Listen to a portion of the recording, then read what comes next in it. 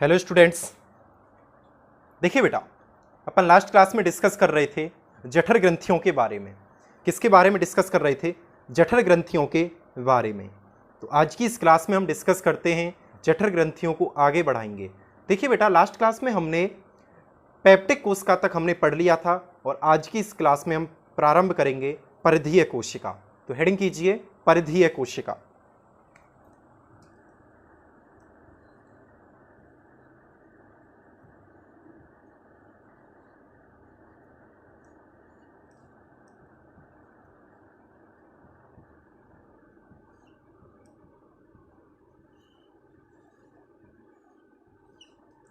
परिधीय कोशिका। देखिए बेटा, परिधीय कोशिका, इन्हें ऑक्जेंटिक कोशिकाएं भी कहते हैं।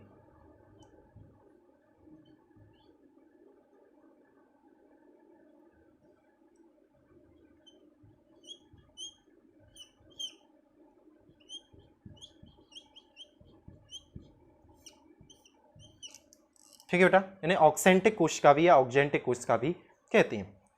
अगला पॉइंट है बेटा, क्या है? याद रखना है बेटा कि जो परिधीय कोशिकाएं होती हैं यही वो कोशिका हैं आमाशय के अंदर जो HCl अम्ल का स्रावण करती हैं। जो HCl अम्ल का स्रावण करती हैं यही वो कोशिकाएं हैं।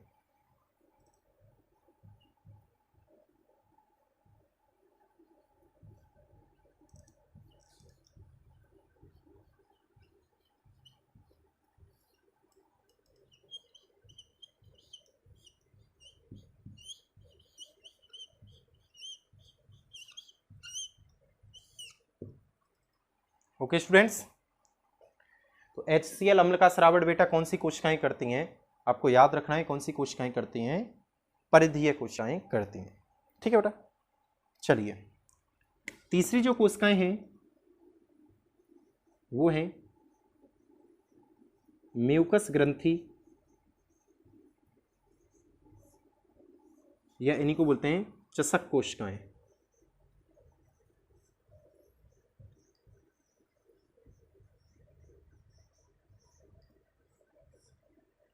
ठीक है बेटा, और ये क्या करती हैं? जैसा कि नाम से क्लियर हो रहा है, म्यूकस का स्रावण करती हैं।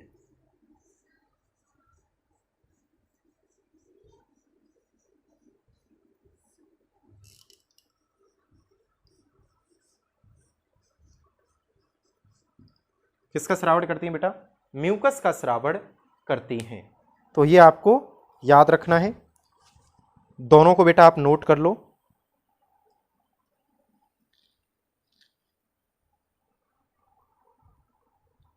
अच्छे से दोनों को नोट कर लो बेटा। परिधीय कोशिकाएं क्या करती हैं? HCl अम्ल का स्रावण करती हैं, जबकि म्यूकस जो ग्रंथि होती हैं या कोशिकाएं होती हैं, इन्हें चषक कोशिकाएं भी कहते हैं, ये क्या करती हैं? म्यूकस का स्रावण करती हैं।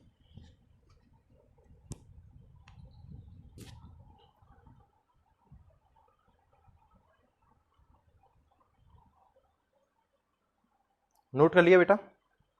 जल्दी से नोट कर लीजिए।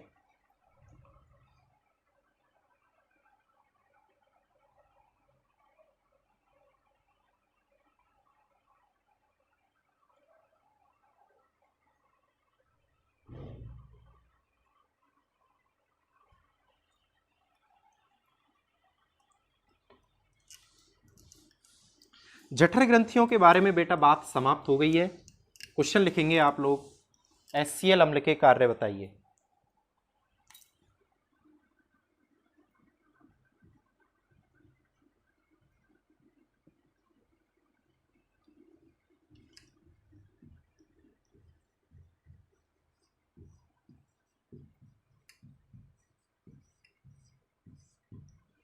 HCl अम्ल के कार्य बताइए।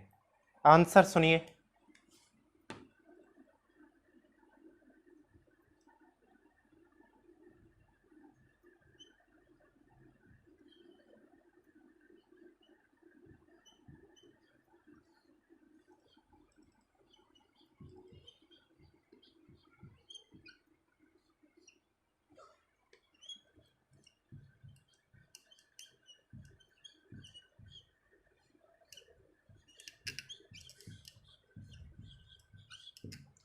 पहला कार्य क्या हो गया बेटा? आपको याद है ना, पेप्सिनोजन और प्रोरेनिन दोनों को सक्रिय कौन करता था? यही करता था बेटा। तो निष्क्रिय एंजाइमों का सक्रियण करता है। अगला कार्य है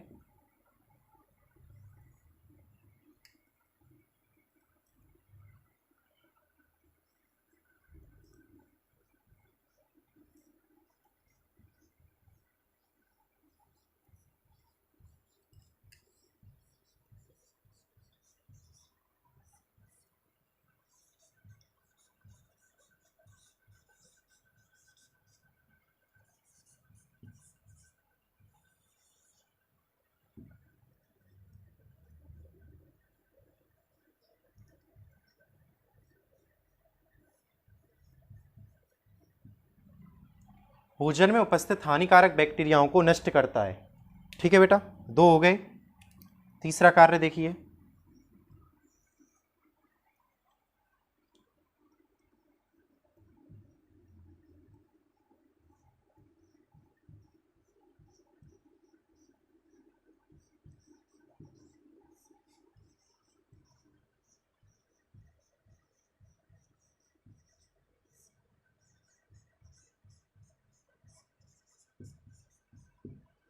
भोजन को गलाने में सहायक होता है।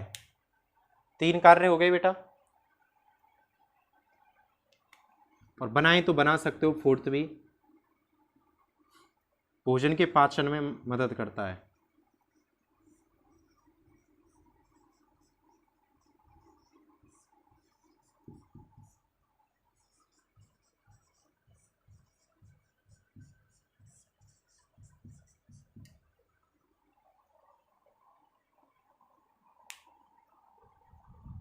जल्दी से बेटा नोट कर लो, भोजन के पाचन में मदद करता है। तो ये HCl अम्ल के कार्य देखे हैं आपने, और HCl अम्ल के जो कार्य होते हैं वो आपके सामने बोर्ड पे लिखे हुए हैं। क्या? निष्क्रिय एंजाइमों का सक्रियण, भोजन में उपस्थित हानिकारक बैक्टीरियाओं को नष्ट करता है। एक्चुअली में बेटा होता है ना कि जब कभी भोजन, जैसे हम भोजन करते हैं तो बेटा ऐसे थोड़ी है कि ये भोजन बिल्कुल शुद्ध होता है, या फिर हमारे हाथ बिल्कुल शुद्ध होते हैं, तभी तो कहते हैं कि हाथ धोकर खाना खाना चाहिए। क्यों? क्योंकि कोई ना कोई बैक्टीरिया हानिकारक, कोई बैक्टीरिया तो अंदर आ ही जाएगा, अंदर आ जाता है तो उसको फिर HCl अम्ल डिस्ट्रॉय कर देता है। भोजन को गलाने में सहायक होता है। बड़े बड़े जैसे भोजन के अणु हैं, जटिल अणु हैं, उनको क्या कर देता है? गलाने में भी सहायता करता है। तो ये HCl अम्ल के कार्य थे। तो बेटा यहां तक आमाशय क्लियर हो चुका है, और अभी मैं 1-2 क्वेश्चन बताऊंगा आपको आमाशय से रिलेटेड आज की क्लास में भी। चलिए आगे बात करते हैं।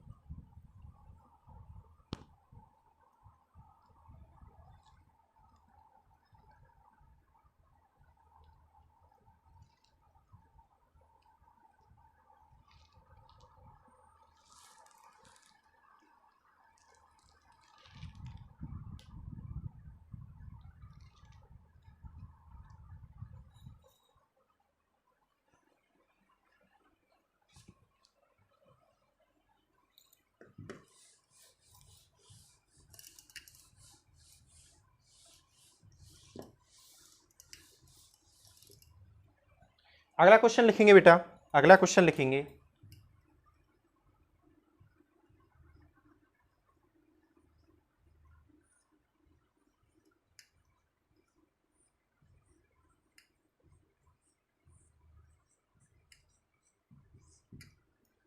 काइम किसे कहते हैं? आंसर लिखेंगे,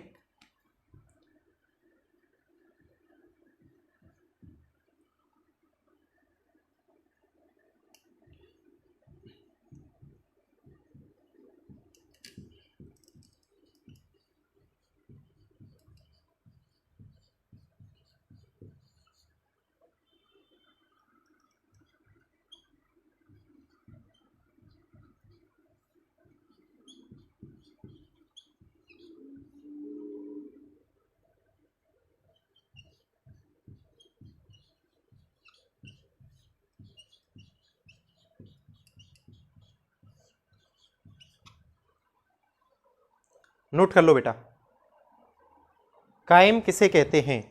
आमाशय में जठर रस के साथ मिश्रित भोजन काइम कहलाता है। आमाशय में जठर रस के साथ मिश्रित भोजन काइम कहलाता है। ये क्वेश्चन संग की संग याद करने बेटा, फेयर में नोट करते चलिए और याद भी करते चलिए।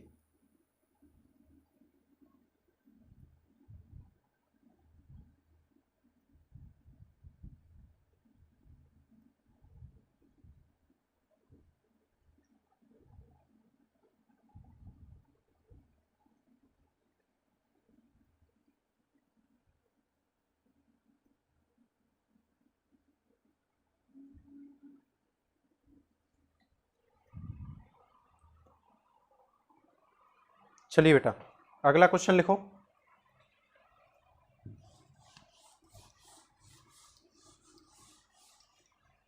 बोलस किसे कहते हैं?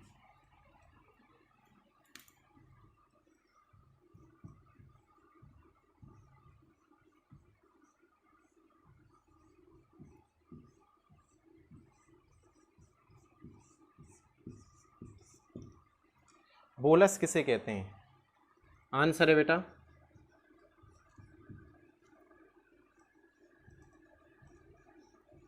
मुख गुहा में लार के साथ मिश्रित भोजन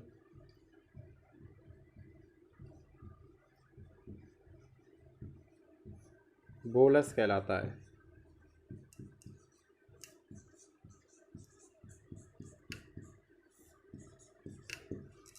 तो बेटा कायम की परिभाषा बताई, बोलस की भी परिभाषा बताई। कायम क्या है? आमाशय में जठर रस के साथ जब मिश्रित भोजन होता है उसे कायम कहते हैं। और बोलस क्या है? मुख गुहा में लार के साथ मिश्रित भोजन बोलस कहलाता है। एक क्वेश्चन है,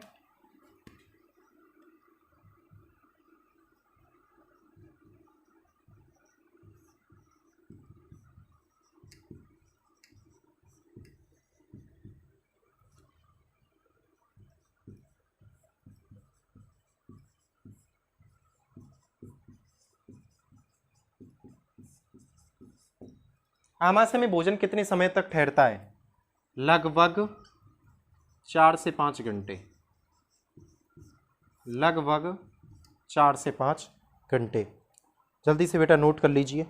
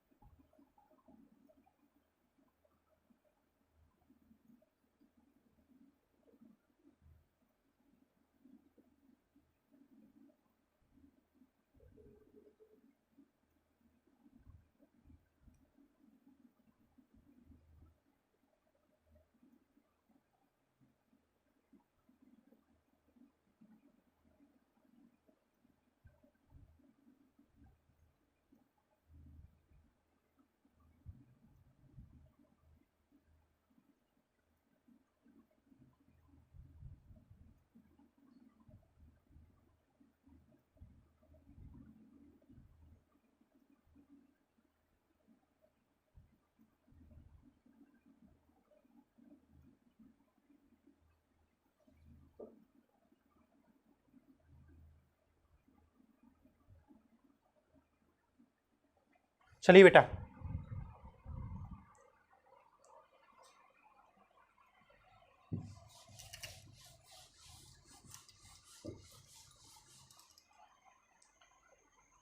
ये आमाशय के बारे में बेटा बात कर चुके हैं। और अब जो आपको नेक्स्ट हेडिंग करनी है वो करनी है छोटी आंत।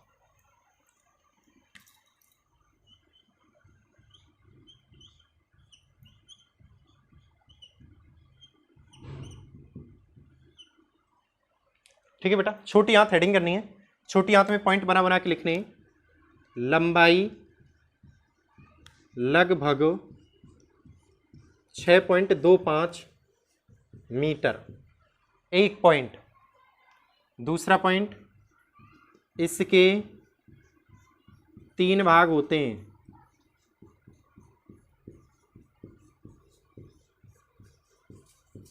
पहला भाग है ड्यू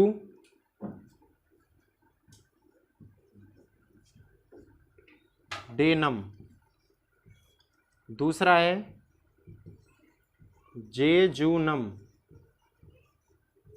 तीसरा है इलियम।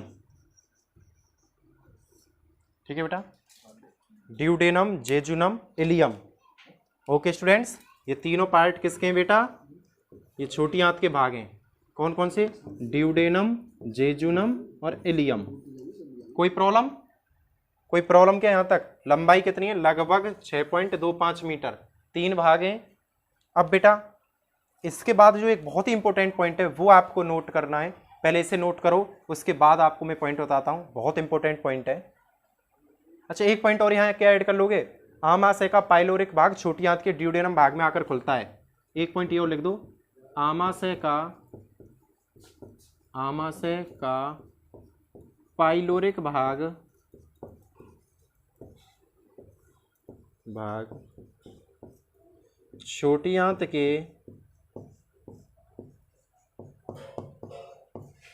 के ड्यूडेनम में आकर खुलता है।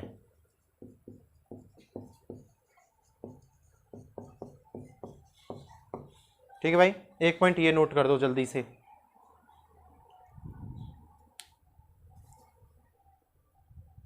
आमाशय का पाइलोरिक भाग छोटी आंत के ड्यूडेनम में आकर खुलता है। जल्दी से ये जो बोर्ड पे लिखा हुआ है इसे नोट करो, फिर आगे का पॉइंट बताता हूं। बहुत इंपॉर्टेंट पॉइंट है। ओके स्टूडेंट्स, काफी इंपॉर्टेंट पॉइंट है, जल्दी से नोट कीजिए। नेक्स्ट पॉइंट बता रहा हूं। आमाशय का पाइलोरिक भाग छोटी आंत के ड्यूडेनम में आकर खुलता है। ठीक है, इतना कॉपी कर लिया आपने? इतना कॉपी कर लिया तो इससे आगे की बात मैं अब बताता हूं। सुनना बेटा ध्यान से।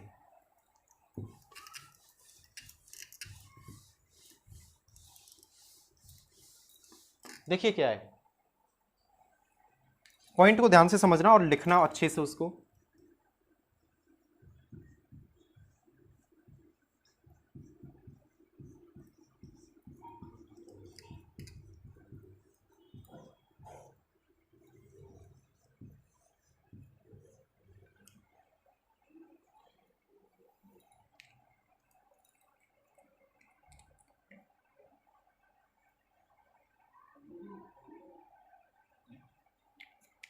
छोटी आंत की आंतरिक भित्ति, छोटी आंत की आंतरिक भित्ति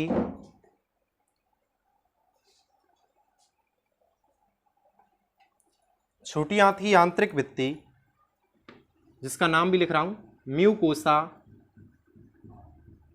छोटी आंत की आंतरिक भित्ति म्यूकोसा अंगुली समान संरचनाओं में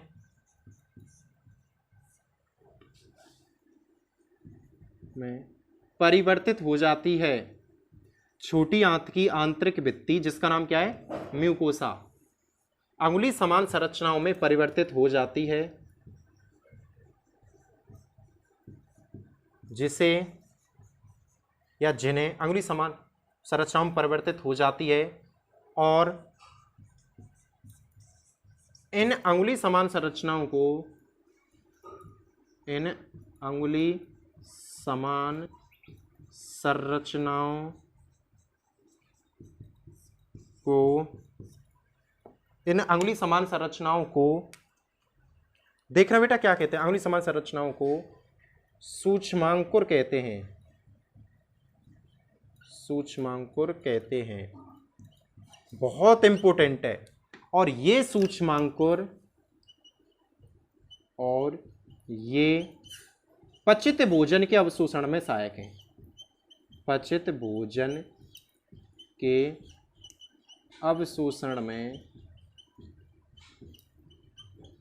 सहायक हैं। तो बेटा छोटी आंत की आंतरिक भित्ति म्यूकोसा है और उस पर अंगुली समान, वो म्यूकोसा है वो अंगुली समान संरचनाओं में परिवर्तित हो गई है। ठीक है, और इन अंगुली समान संरचनाओं को हम सूक्ष्मांकुर कहते हैं। और ये क्या करते हैं? पचित भोजन, जो पचा हुआ भोजन है उसके अवशोषण में सहायता करते हैं। कौन? सूक्ष्मांकुर। बेटा आज की क्लास को मैं यहीं तक एंड कर रहा हूं। इससे आगे की बात मैं अब अपनी नेक्स्ट क्लास में करूँगा। इसी पॉइंट को आगे बढ़ाते हुए नेक्स्ट क्लास में आपसे बातें करूँगा। तो तब तक के लिए बेटा धन्यवाद, बने रहिए। थैंक यू बेटा।